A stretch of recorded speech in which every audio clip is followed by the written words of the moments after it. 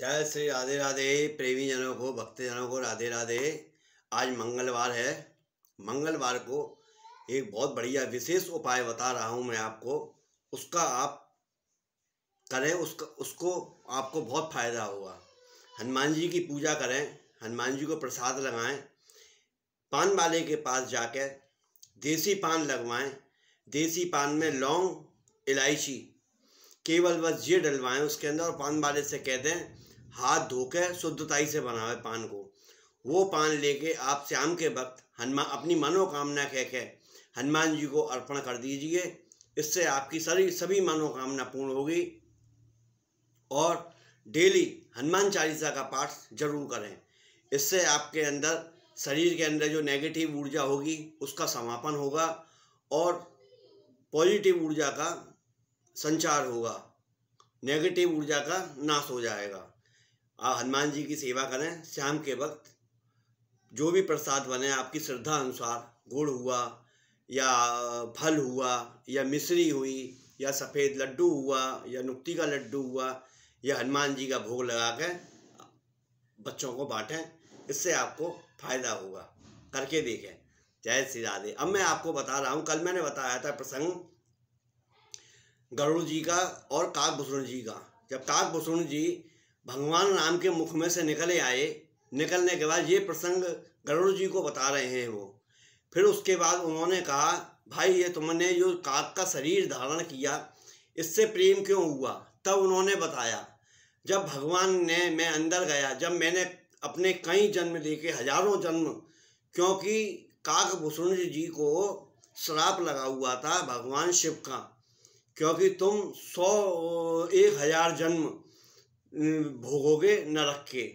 तब उन्होंने वो कैसे हुआ था? वो भगवान शिव के भक्त थे, मंदिर में जाते थे तो वहाँ पे पुजारी के संग रहते थे, तो शिव जी की पूजा करते थे और राम के भक्त को, कृष्ण के भक्त को वो भगाते थे। और गुरु से हमेशा नाराज रहते थे, गुरु का हमेशा द्रोह करते थे वो। समझ लो गुरु द्रोह करने वाले का क्या हश्र होता है। जब वो गुरु द्रोह करते थे तब भगवान, गुरु तो फिर भी शांत रहे, वो अपने बैठे हुए पाठ कर रहे थे। गुरु आए, उन्होंने अदब में गुरु के लिए खड़े भी नहीं हुए आदर में। फिर जब भोलेनाथ को गुस्सा आई है, भोलेनाथ ने कही है तू जा 100 कल्प तक नरक भोगेगा।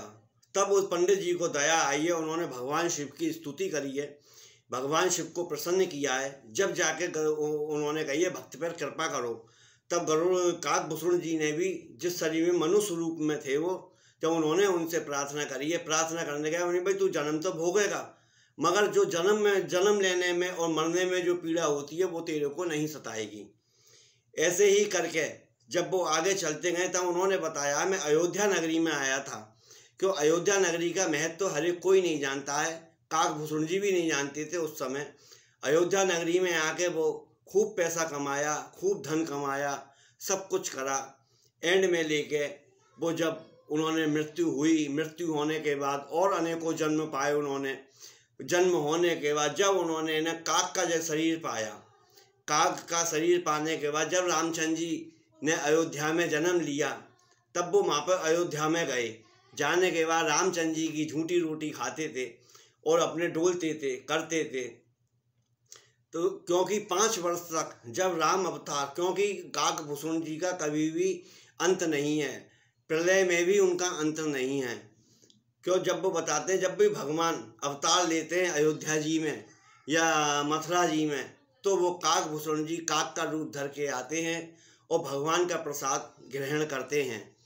तो जब काकभूषण जी ने गरुड़ जी से कही थी, उनने की कलयुग, फिर घोर कलयुग के अंदर वो गए थे, तब उन्होंने उस कलयुग का वर्णन किया था। उन्हीं कलयुग के अंदर सुहागिन स्त्री तो बिना मेकअप के रहेंगी और विधवा खूब श्रृंगार करेंगी। बेटा माँ बाप को आंख दिखाएगा, पति पत्नी को आंख दिखाएगी, और एक पति से संतुष्ट ना होकर वो और जगह और आदमियों पे भी नज़र डालेगी। ये कलयुग का भगवान कृष्ण ने, गरुड़ जी ने, उसने काकभूषण जी ने गरुड़ जी को इसका पूरा वर्णन कर दिया। कलयुग के अंदर ऐसा हुआ है और ऐसा होगा। और कलयुग केवल सब युगों के अंदर, जितने भी 4 युग हैं, उन 3 युगों में कलयुग सबसे बढ़िया और सबसे सुलभ और सबसे अच्छा है, क्योंकि सतयुग के अंदर ध्यान योग ये करा करते थे, त्रेता युग में यज्ञ करा करते थे, हवन करते थे, पूजा करते थे, द्वापर में राम जी की सेवा करते थे, जप करते थे, और कलयुग के अंदर ना तो तुम्हारा जप काम करेगा, ना तुम्हारा तप काम करेगा, ना तुम्हारा यज्ञ काम करेगा। इसमें केवल एक ही काम करेगा, कलयुग केवल नाम आधारा, सुमर सुमर उतरे भव से पारा। केवल हरि कीर्तन करो, रामचंद्र जी का स्मरण करो। जहाँ पे भी तुम्हारी कोई चर्चा चल रही है, इधर उधर की बुराई करने की बजाय या इधर उधर की खामा की बातों की बजाय थोड़ी सी प्रभु चर्चा कर लोगे आप, तो वही तुम्हारा भजन है, वही तुम्हारा तप है, वही तुम्हारा यज्ञ है। तो मेरा मतलब ये है कहने का, आप प्रेमी जनों से भगवान का हर समय मनन करते रहिए और मन ही मन में अपने उनको गुनगुनाते रहिए, जैसे कि आप कोई गाना गुनगुना रहे हों, और मन के अंदर हमेशा ये सोचते रहिए, मेरे राम जी, मेरे कन्हैया जी मेरे संग हैं और वो मेरी सहायता करेंगे। आप एक बात ध्यान रख लेना, प्रभु के जिसके हर एक मनुष्य के लिए, हर एक जानवर के लिए, पूरी संसार की सृष्टि के रचयिता हैं जो, उन्होंने सबके लिए समय नियुक्त कर रखा है हर चीज का। इंसान घबराता है, भाई बच्चों के शादी विवाह नहीं हो रहे हैं या काम धंधा नहीं है, क्यों? समय निश्चित है, बस काम सबके बने हुए रखे हुए हैं, बस समय का इंतजार करिए। आप प्रभु का स्मरण करिए, राम नाम की धुन मन के अंदर जगाइए और अयोध्या जी का ध्यान धरिए। क्यों? अयोध्या पूरी बहुत हमारे प्रभु श्री राम जी को प्रिय है, इसलिए अयोध्या जी का ध्यान धरते रहिए और राम जी के गुण गाते रहिए और इस भव सागर से पार लगते रहिए। यही मेरा कहना है। ओम नमो नारायण हरि। जय श्री राधे राधे। भक्तजनों को, प्रेमी जनों को हनुमान बाबा की जय हो। मनोजवम मारुतुल्य वेगम जितेन्द्रियम बुद्धिमताम वरिष्ठम वातात्मजम वानर योथ मुख्यम श्री राम दूतम शरणम प्रपद्ये। जय श्री राधे राधे। हनुमान जी का स्मरण करिए, हनुमान चालीसा पढ़िए और राम जी का, कन्हैया जी का, राधा रानी का अपने मन के अंदर रियलाइज करिए, सोचते रहिए।